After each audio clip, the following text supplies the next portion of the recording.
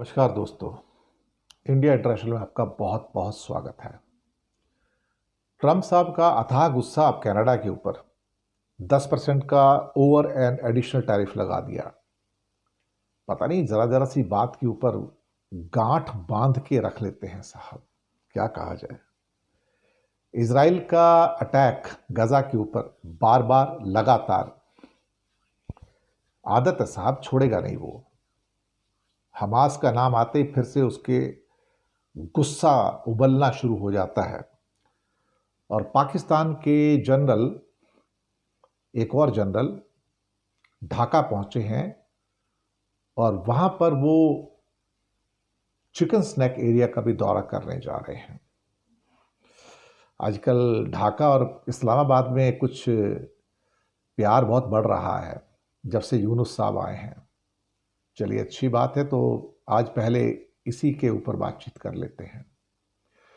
पाकिस्तान के joint chief of staff committee chairman general Sahir Shamshad Mirza 24 अक्टूबर की रात को ढाका पहुंचे हैं। 6 लोग उनके साथ में हैं और ये लगातार ऐसा हो रहा है कि पाकिस्तान आर्मी के लोग बांग्लादेश आ रहे हैं और लगातार आ रहे हैं। ऐसा लगता है कि मोहम्मद यूनुस ने पाकिस्तान की आर्मी के लिए दरवाजे खोल दिए हैं। वैसे भी बांग्लादेश में एक बहुत बड़ा तबका है जो पहले से पाकिस्तान को बड़े वे में सपोर्ट करता आया है या अपने आप को अभी भी पाकिस्तानी समझता आया है। अब पाकिस्तानी आर्मी के सेकंड बिगेस्ट जनरल की ढाका में मौजूदगी क्या कहा जाए, चिकन स्नैक का दौरा करेंगे। सिलीगुड़ी कॉरिडोर जो कि भारत और नेपाल के बीच में है और बांग्लादेश के बीच में, आप कह सकते हो, यानी इनके बीच में सैंडविच हम लोग हैं।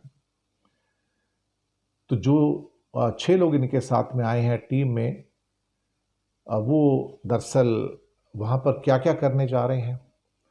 तो बांग्लादेश का एक न्यूज़पेपर है ब्लिट्स, उसने इस यात्रा को लेके एक थोड़ा खुलासा किया है कि वो अपनी इस जर्नी में चिकन स्नैक के जो इंडिया का बॉर्डर का एरिया वहाँ भी जाएंगे।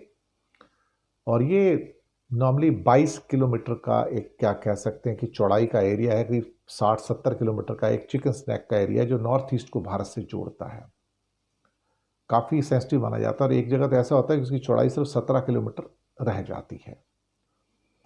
लेकिन हाँ, जब से शेख हसीना गई हैं तब से करीब करीब इस किस्म के जो टूर्स हैं पाकिस्तान की आर्मी के और बांग्लादेश के बीच में मजबूत होते हुए जो रिश्ते हैं, वो अब साफ दिखाई दे रहे हैं। और जैसे मैंने पहले भी कहा कि बांग्लादेश के अंदर एक बहुत बड़ा पॉपुलेशन का भी सेगमेंट है जो हमेशा से पाकिस्तान को सपोर्ट करता आया है। शायद इस्लामिक मुल्क होने के नाते वो भी इस्लामिक हैं, हम भी इस्लामिक हैं। लेकिन बांग्लादेश काफ़ी मायनों में थोड़ा प्रोग्रेसिव हो गया था, सेकुलर हो गया था और बांग्लादेश में करीब करीब 1.25 करोड़ हिंदू भी रहते हैं वहाँ पर। लेकिन ऑफ लेट चीज़ें जो थोड़ी सी बिगड़ती हुई नज़र आ रही हैं। मैंने बांग्लादेश को काफ़ी कवर किया है अपने चैनल्स के ऊपर। और अब ये जो यात्रा हो रही है सेकंड इन कमांड की यहाँ पर, वो अपने आप में बहुत महत्वपूर्ण है और इनकी जो भी मीटिंग्स हैं वो सब बहुत सीक्रेट रखी जा रही हैं। तो भारत के अंदर भी थोड़ी इनको लेके काफ़ी चिंता है कि भाई अल्टीमेटली हो क्या रहा है यहाँ पर और क्यों हो रहा है। दूसरा, अभी हमास के ऊपर एक बार फिर से इजराइल के जो हमले हैं बढ़ चुके हैं। कोई भी दिन नहीं जा रहा है कि जब इजराइल हमला नहीं कर रहा है किसी न किसी ठिकाने पे, कहीं ना कहीं। हालांकि अधिकतर हिस्सा तो इस टाइम गजा का ऐसा है जो बिल्कुल मिट्टी हो चुका है, कुछ बचा ही नहीं वहाँ पर। सिर्फ रबल्स के अलावा या टूटी हुई इमारतों के अलावा वहाँ पर कुछ नज़र नहीं आता है। और अभी जो लेटेस्ट हुआ है उसमें इजराइल ने एक नुसरत एरिया में ड्रोन से कार पर हमला किया। और क्या था उस कार में तो पता नहीं, लेकिन कहा कि उसमें इस्लामिक जिहाद के मेंबर्स जो थे वो ट्रैवल कर रहे थे और उनके ऊपर ये हमला किया गया है। अब इससे पहले भी कुछ दिनों के अंदर जो हमले किए गए उसमें 100 से ज़्यादा पैलेस्टीनियन की मौत हो चुकी है। और ये तब है कि जबकि हॉस्टेजेस भी रिलीज़ किए जा चुके हैं। लेकिन हमास का फिर से निकल के आना, और हमास ने भी करीब करीब 50-60 लोगों को एग्जीक्यूट कर दिया एक्चुअली, वो एक बहुत बड़ा एक वरिंग फैक्टर निकल के आया वहाँ से कि भाई अल्टीमेटली अगर फिर से पूरा गज़ा हमास के पास ही जा रहा है और हमास ही उसको कंट्रोल करेगा तो फिर दिक्कत है। Let there be some neutral authority, neutral Palestinian authority, जो वहाँ पर राज करे और पीसफुली वहाँ पर पैलेस्टीनियन को सब फैसिलिटीज़ दे सके, उसके तो हम भी सपोर्ट करते हैं। लेकिन अभी जो राइटर्स की जो रिपोर्ट आई है, जिन्होंने एक ड्रोन के द्वारा कार पर हमला हुआ है, उसका भी पुष्टि की है उन्होंने। और लेकिन चीज़ें मुझे लगता है कि धीरे धीरे फिर से बिगड़ रही हैं, चीज़ें बन नहीं रही हैं। होस्टेजेस तो रिलीज़ कर दिए गए हैं, लेकिन चीज़ें अब आज के बाद मुझे नहीं लगता कि शायद ये और बन पाएंगी, बल्कि बिगड़ने के चांसेस जो हैं यहाँ पर काफ़ी ज़्यादा बनते चले जा रहे हैं। इसके बाद ट्रंप साहब का गुस्सा अब कनाडा पे निकला है। क्यों निकला साहब, अल्टीमेटली वो भी बताना ज़रूरी है। 10% का एक्स्ट्रा टैरिफ लगा दिया गया। क्यों भैया? कनाडा ने एक एडवर्टाइजमेंट निकाला कनाडा के ओंटारियो प्रोविंस में, जिसमें अमेरिकन प्रेसिडेंट रोनाल्ड रीगन को दिखाया गया था, और ये एडवर्टाइजमेंट एंटी टैरिफ का एक हिस्सा था।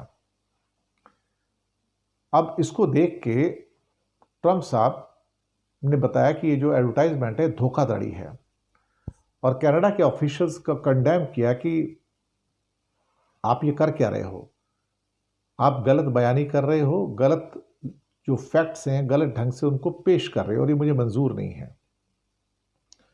तो ट्रंप ने पिछले थर्सडे को कनाडा के साथ जो अपनी ट्रेड वार्ता थी उससे अलग कर लिया, और हालांकि इसके बाद ओंटारियो के जो प्रीमियर थे उनका कहना था कि हम ये जो एडवर्टाइजमेंट उसको हटा देंगे, जबकि कनाडा G7 का एक नेशन है साहब, कोई मजाक बात तो है नहीं, 5 आइज का भी मेंबर है। अमेरिका पहले ही 35% का टैरिफ तो लगा चुका था कनाडा के ऊपर। इसके अलावा मेटल्स पर 50% और ऑटोमोबाइल पर 25% था, और अब 10% और हो गया है। लीजिए साहब, कुछ ना कुछ तो हो रहा है। तो ये सारी की सारी जो चीज़ें निकल कर आ रही हैं, ये परेशान करने वाली हैं। ये परेशानी किसके लिए होगी, किसके सामान के ऊपर ज़्यादा टैक्स लगने से किसको नुकसान होगा, ये तो एक अलग बात है। नुकसान तो कनाडा का भी होगा, नुकसान अमेरिका का भी होगा। पर कहीं ना कहीं लगता है कि ट्रंप साहब की जो एक आदत है, वो मार्क कार्नी के साथ भी उन्होंने उनको ट्रूडो समझने की कोशिश की और कहा कि 51st स्टेट है, आके उन्होंने पहले कहा था।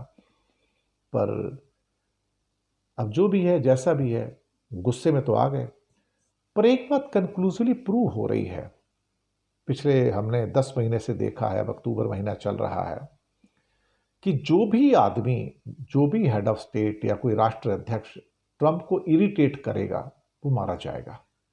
ट्रंप उसको छोड़ते नहीं हैं, ये बात तो बिल्कुल पक्की हो गई है। और Trump is not going to spare even Canada, किसी को स्पेयर नहीं करेंगे। वो गांठ बांध लेते हैं, उनको गुस्सा है इतना है कि सोच रहे ये करना है तो करना है। ये पैटर्न बड़ा स्पष्ट है, चाहे वो उसके अगेंस्ट में या भारत के अगेंस्ट में या मोदी के अगेंस्ट में है। क्लियर पैटर्न एकदम से, कोई उसमें अस्पष्टता नहीं है, कोई कंफ्यूजन नहीं है उसके अंदर। That's Trump for you. शुक्रिया आपका बहुत बहुत। चैनल को सब्सक्राइब कीजिएगा, हो सके तो छोटी छोटी आर्थिक मदद कर सकते हैं। नीचे हमने आपके लिए UPI नंबर और बैंक अकाउंट नंबर दोनों दिए हैं। किसी एक को चुनकर छोटी सी मदद करेंगे तो अच्छी पत्रकारिता को आगे बढ़ाने में आप हमारे सहयोगी भी बनेंगे। धन्यवाद।